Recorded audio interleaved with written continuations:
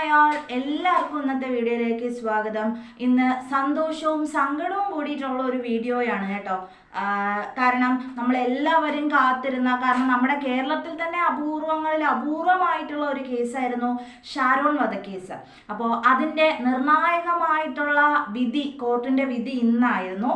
അപ്പോൾ ഗ്രീഷ്മയ്ക്ക് എല്ലാവരും ആഗ്രഹിച്ചതുപോലെ കോടതി ഒരിളവുകളും കൊടുക്കാതെ വധശിക്ഷയാണ് ഗ്രീഷ്മയ്ക്ക് കൊടുത്തിട്ടുള്ളത്.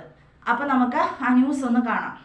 ചരിത്രപരമായ വിധി പ്രസ്താവത്തിലേക്ക് കോടതി എത്തുന്നുവെന്ന സൂചന തന്നെയായിരുന്നു. വിധി പ്രസ്താവത്തിന്റെ ആദ്യ ഭാഗം വായിക്കുമ്പോൾ നമുക്കൊക്കെ ബോധ്യപ്പെട്ടത് അതേപോലെ തന്നെ എന്താണോ കോടതി നൽകിയ സൂചന, കോടതി നൽകിയ സൂചകം, അതേപോലെ തന്നെ ശിക്ഷാവിധി വരുന്നു. ഒന്നാം പ്രതി ഗ്രീഷ്മയ്ക്ക് വധശിക്ഷ എന്നതാണ് കോടതിയിൽ ഈ മണിക്കൂർ വരുന്ന ഏറ്റവും പ്രധാനപ്പെട്ട വാദം. സലിമായി തുടർന്നു. സലിം കോടതിയുടെ ആദ്യഘട്ട പരാമർശം, ഇത് ബ്രൂട്ടൽ ക്രൈമാണ്, ഇത് മാപ്പർഹിക്കാത്ത തെറ്റാണ്, കൊടുക്കുന്നത് തെറ്റായ സൂചനയാണ് തുടങ്ങിയ വാദങ്ങൾ കേട്ടപ്പോൾ നമുക്ക് മനസ്സിലായതാണ് ഇതിന്റെ ശിക്ഷാവിധി ഇത്തരത്തിലാണെന്ന്. അതേപോലെ സംഭവിക്കുന്നു. ഒന്നാം പ്രതിക്ക് വധശിക്ഷ കൊലപാതകത്തിന്.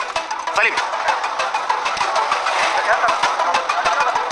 തീർച്ചയായും കേരളത്തിന്റെ മനസാക്ഷിയെ ഞെട്ടിച്ച അരുംകൊലയ്ക്ക്, കൊടും ക്രൂരതയ്ക്ക് വധശിക്ഷ, സമാനതകളില്ലാത്ത ക്രൂരകൃത്യത്തിന് ചരിത്രവിധി. അതായത് കഴിഞ്ഞ കുറെ കാലങ്ങളായുള്ള ഇത്രയും വലിയ സെൻസേഷണലായ കേസുകൾക്ക് പരമാവധി ജീവപര്യന്തത്തിലേക്ക് ഒതുക്കുന്ന കോടതിയുടെ കീഴ്വഴക്കങ്ങൾ മാറുന്നു. കേരളത്തിൽ ഏറ്റവും പ്രായം കുറഞ്ഞ, വധശിക്ഷ കാത്തു നിൽക്കുന്ന ഏറ്റവും പ്രായം കുറഞ്ഞ പ്രതിയായി ഗ്രീഷ്മ മാറുന്നു. വധശിക്ഷ കാത്തു കിടക്കുന്ന കേരളത്തിലെ ജയിലിലെ രണ്ടാമത്തെ സ്ത്രീയായി ഗ്രീഷ്മ മാറുന്നു. ചരിത്രവിധി ഉണ്ടായിരിക്കുന്നു. അതായത് കൊടും ക്രൂരതയ്ക്ക് ഒരുപാട് കാലങ്ങൾക്ക് ശേഷമാണ് ഇത്രയും നീതിയുള്ള ഒരു ന്യായമുള്ള ഒരു വിധി സത്യം പറഞ്ഞാൽ ഞാൻ കേൾക്കുന്നത്. നമ്മുടെ നാട്ടിലെ ഓരോ കേസുകളും ഇങ്ങനെ കുറേ നാളിങ്ങനെ കൊണ്ടു നടക്കും. അത് ഒരു ന്യായമായിട്ടുള്ള ഒരു തെളിവില്ല എന്നും പറഞ്ഞിട്ട് ആ കേസൊക്കെ തള്ളിപ്പോവുകയാണ് ചെയ്യുന്നത്. പക്ഷേ ഈ വിധി പറഞ്ഞ ജഡ്ജി ഈ കേസ് കൃത്യമായി പഠിച്ചിട്ടുണ്ട്. നമ്മൾ കഴിഞ്ഞ ദിവസം കേട്ടായിരുന്നു ഗ്രീഷ്മയ്ക്ക് ഇനി മുന്നോട്ട് പഠിക്കണമെന്ന്.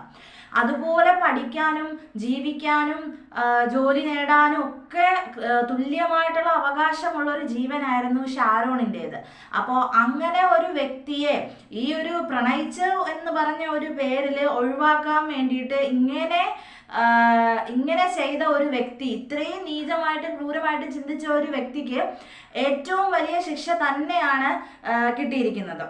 എന്തുകൊണ്ടും ഈ ശിക്ഷ അല്ലെങ്കിൽ ഈ വിധി ന്യായം തന്നെയാണ്. കാരണം ഒരു മനുഷ്യ ജീവനാണ് ഇഞ്ചിഞ്ചായിട്ട് ഈ ലോകത്ത് നിന്ന് പോയത്. കാരണം ഒറ്റയടിക്ക് പോയതല്ല. ഷാരോൺ എന്ന് പറയുന്ന വ്യക്തി അത്രയും വേദന സഹിച്ചിട്ടുണ്ട്. കാരണം ഒരു ഇതിൽ പറയുകയുണ്ടായി, നാവ് മുഴുവൻ, അതായത് ഒരു ഭാഗം മുഴുവൻ അടർന്നു പോയി. അപ്പം അവസാനം ഒരു തുള്ളി വെള്ളം പോലും കുടിക്കാൻ കഴിയാണ്ടാണ് ആ വ്യക്തി ഈ ലോകത്ത് നിന്ന് വിട പറഞ്ഞത്. അതുപോലെ തന്നെ നാവ് മാത്രമല്ല, ഓരോ ആന്തരിക അവയവങ്ങളും മുഴുവനായി തകർന്നു പോവുകയാണ് ഉണ്ടായത്. കാരണം പൊടിഞ്ഞിങ്ങനെ പോവുകയാണ് ഉണ്ടായിരുന്നത്. അപ്പോൾ ഇങ്ങനെ പെട്ടെന്ന് ഒരു വ്യക്തിക്ക് സംഭവിക്കുക എന്ന് പറയുന്നത്, നല്ല ആരോഗ്യവാനായിട്ടുള്ള വ്യക്തിക്ക് സംഭവിക്കുക, നമുക്ക് ആർക്കും അത് ഉൾക്കൊള്ളാൻ കഴിയില്ല. പക്ഷെ അവസാന നിമിഷം, കാരണം താൻ ഈ ലോകത്ത് നിന്ന് പോവുമെന്ന് ഷാരോണിന് ഉറപ്പായപ്പോൾ മാത്രമാണ് ഈ ഗ്രീഷ്മ ഇങ്ങനെ ഒരു കഷായം കൊടുത്തു എന്നുള്ള കാര്യം അവൻ ആ മരണക്കിടക്കെ കിടന്നുകൊണ്ടാണ് പറഞ്ഞത്. അപ്പൊ അത്രയും അവിടെ വരെ അവളെ വിശ്വാസമായിരുന്നു. എന്നിട്ടാണ് ആ ക്രൂരത ഗ്രീഷ്മ ഷാരോണിനോട് ചെയ്തത്.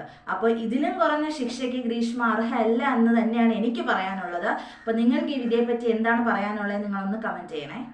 അപ്പോൾ നമുക്ക് അടുത്ത വീഡിയോയിൽ കാണാം.